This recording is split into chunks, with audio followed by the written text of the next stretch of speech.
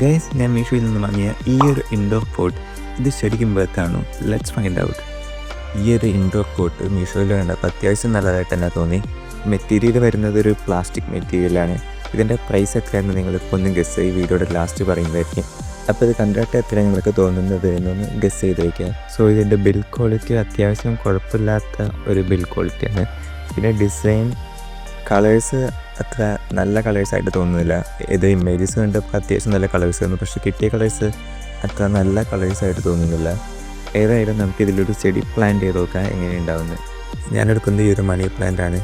ഇതെന്തായാലും നമുക്ക് ആ ഒരു പോട്ടിലേക്ക് ചേഞ്ച് ചെയ്ത് നോക്കാം. ഈ ഒരു പോട്ടിന് ഡ്രെയിനേജിന് വേണ്ടിയിട്ട് അടിയിലൊരു പ്ലേറ്റ് ഉണ്ട്, പക്ഷേ എന്ന് വിചാരിച്ച് ഈ ഒരു പോട്ടിന് ഹോൾ ഉണ്ടായില്ല. അതുകൊണ്ട് ഞാൻ തന്നെ ഒരു 4 ഹോൾ ഇട്ടു. പിന്നെ ഇതിൻ്റെ ഹൈറ്റ് കണ്ടില്ലേ, ഏകദേശം ഈ ഒരു ഹൈറ്റാണ് ഉള്ളത്. ഈ ഒരു പോട്ടിൽ എനിക്ക് ഇഷ്ടപ്പെട്ടത് എന്താണെന്ന് വെച്ചാൽ ഈ അടിയിൽ ഡ്രെയിനേജിന് വേണ്ടിയിട്ടുള്ള സെപ്പറേറ്റ് ആയിട്ടുള്ള ഒരു പ്ലേറ്റ് തന്നെയാണ്.